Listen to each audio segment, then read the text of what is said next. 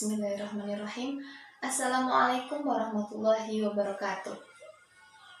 Innalhamdalillah nahmaduhu wa nasta'inu wa nastaghfiruh wa na'udzubillahi min syururi anfusina wa min sayyiati a'malina may yahdihillahu fala mudhillalah wa may yudhlil fala hadiyalah. Asyhadu an la ilaha illallah wa asyhadu anna Muhammadan abduhu wa rasuluh. La nabiyya wa la rasula ba'da. Bagaimana kabarnya anak-anak? Semoga puasanya lancar ya. Ya, pada pagi hari ini kita akan memulai pelajaran secara berbeda. Pelajaran ibadah ya, secara online via Zoom yang merupakan salah satu cara untuk belajar ya, karena ada kebijakan dari sekolah untuk belajar di rumah. Jadi bismillah saja kita niatkan belajar. Sebelumnya kita awali dengan membaca basmalah bersama. Bismillahirrahmanirrahim. Ya. Kemudian Bu Guru akan mengabsen, jadi nanti kalian speakernya diaktifkan untuk Bu Guru mengetahui siapa saja yang presensi dan siapa saja yang tidak menghadiri pelajaran pada pagi hari ini. Angga, Alia, Maria, ya, Zidna, ya, Zaidan. Oke. Terima kasih ya yang tadi sudah absen. Sebelum kita memulai pelajaran pada pagi hari ini, Bu Guru akan mereview kembali atau kita mengulang kembali pelajaran pekan kemarin waktu kita masih face to face ya, mengenai toharoh. Baiklah, toharoh. Kemarin kita sudah mempelajari toharoh, cara atau alat bersuci, yaitu ada 3 yang kemarin kita bahas. Yang pertama air dengan air, yang kedua dengan debu, yang ketiga dengan batu atau benda padat yang lain. Oke. Kemarin kita sudah membicarakan mengenai air yang dapat digunakan untuk bersuci dan tidak dapat bersuci. Kemudian kemarin sempat ada pertanyaan, tetapi waktu pelajarannya sudah habis. Pertanyaan dari Mbak Alia mengenai air yang apakah memang benar air yang sudah digunakan untuk berwudu itu boleh digunakan kembali? Banyak permasalahan atau banyak pertanyaan di masyarakat mengenai air yang dia itu misalkan air bak seperti itu ya, itu tidak boleh digunakan untuk berwudu. Kenapa? Karena pernah kena cipratan air wudu sebelumnya kayak gitu, jadi nggak boleh digunakan untuk bersuci. Apakah benar seperti itu? Nah, Bu Guru sudah mencari referensi dari pertanyaan Mbak Alia ya, mengenai air yang boleh digunakan untuk bersuci. Oke. Ya, hadis yang dikeluarkan oleh 3 riwayat sahih. Bismillah. Wa an Abi Sa'id al-Khudri radhiyallahu anhu qala Rasulullah sallallahu alaihi wasallam innal ma'a tahurun la yunajjisuhu syai'un.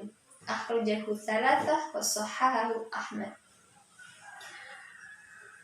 Jawabannya yang tertera di dalam hadis ini ya, menyatakan innal ma'a, sesungguhnya air itu tahurun, suci. Dia itu suci.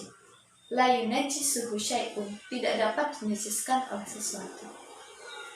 Ketika kita menjelaskan dan menekankan bahwa air itu suci, la yunajjisuhu syai'un, keterangan selanjutnya tidak dapat dinajiskan oleh sesuatu. Jadi air dalam bak mandi yang dia itu pernah kena cipratan air wudu atau kena cipratan saat kita mandi ya, boleh digunakan untuk berwudu karena hakikatnya air itu suci dan tidak dapat dinajiskan oleh segala sesuatu. Itu ya Mbak Alia. Tetapi kemudian ada pertanyaan, ketika air itu semuanya suci dan tidak dapat dinajiskan, kenapa ada air mutanajis? Ada lagi hadis membahas tentang kesucian air. Ya, guru bacakan. An Abi Umamah al-Bahili radhiyallahu anhu qala Rasulullah sallallahu alaihi wasallam, innal ma'a la yunajjisuhu syai'un. Ya. Innal ma'a la yunajjisuhu syai'un illa ma ghalaba ala rihihi wa ta'nihi wa launihi. Jadi air itu tidak dapat dinajiskan oleh segala sesuatu. Penekanannya seperti itu. Kemudian ada keterangan selanjutnya, illa ma ghalaba, kecuali air tersebut itu sudah istilahnya berubah, kalah. Dan kalau itu mengalahkan maksudnya adalah berubah. Apa yang berubah? Ala rihihi wa ta'mihi wa launihi. Jadi air itu sudah berubah baunya, rasanya, dan warnanya. Ya, sesuai dengan materi kita kemarin ya, air mutanajis itu sudah berubah bau, berubah rasa, dan berubah warna. Ya, kita lanjut untuk pelajaran hari ini ya, masih mengenai toharoh. Ketika kita kemarin sudah mengenal wudu, mandi, tayamum, dan tata caranya, kemudian kita akan membahas mengenai hal-hal yang membatalkan tayamum. Ya, kita buka halaman 79 ya. Hal-hal yang membatalkan tayamum. Ada 3 hal. Yang pertama adalah semua hal yang membatalkan wudu adalah membatalkan tayamum. Seperti kemarin yang sudah kita bahas, ada beberapa hal yang membatalkan wudu, keluarnya sesuatu dari dubur atau kubur. Kemudian tidak lupa ketika seseorang itu hilang akal, ya. Kemudian segala hal yang membatalkan wudu itu dapat membatalkan tayamum. Yang kedua adalah menemukan air. Jadi ketika kita sudah bertayamum dan hendak melaksanakan sholat, belum melaksanakan sholat artinya, kemudian menemukan air, maka tayamumnya menjadi batal dan harus berwudu ketika hendak sholat. Ya, misalkan kita dalam perjalanan jauh, ya, kemudian tidak didapati air, sudah bingung kan karena sudah waktunya, sudah mulur waktu sholatnya, kita tayamum, bismillah, tayamum, hendak melaksanakan sholat, ternyata kendaraan tersebut berhenti di satu pemukiman yang terdapat air. Walaupun kita hendak bertakbir, kemudian kita mengetahui adanya air, maka kita tidak boleh melanjutkan niat sholat, tetapi kita membatalkan tayamum, atau tayamumnya memang sudah batal, kemudian kita lekas berwudu untuk sholat. Kemudian ketika sudah sholat dan sholatnya itu bertohar dengan tayamum, apakah boleh diulang? Tidak perlu diulang karena sholatnya sudah selesai. Dan tayamum itu batal ketika kita belum mengerjakan sholat, sudah menemukan air, dan baru kita boleh mengulang sholat, atau kita yang tadinya hendak sholat tidak jadi ulangi sholat, seperti itu. Kemudian habis masa berlaku, yang ketiga atau yang terakhir. Jadi tayamum ini hanya bisa dipakai sekali, 1 kali sholat, kecuali di jamak takdim maupun jamak takhir, ya, itu boleh digunakan untuk 2 sholat.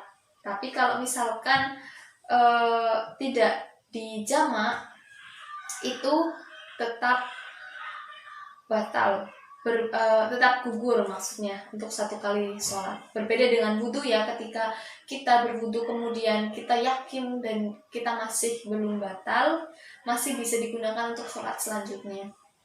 Walaupun waktu dari tayamum itu sebentar, misalkan dari sholat maghrib ke sholat isya itu kan sebentar waktunya, tetap saja hanya bisa digunakan untuk sholat maghrib. sholat isya tidak boleh.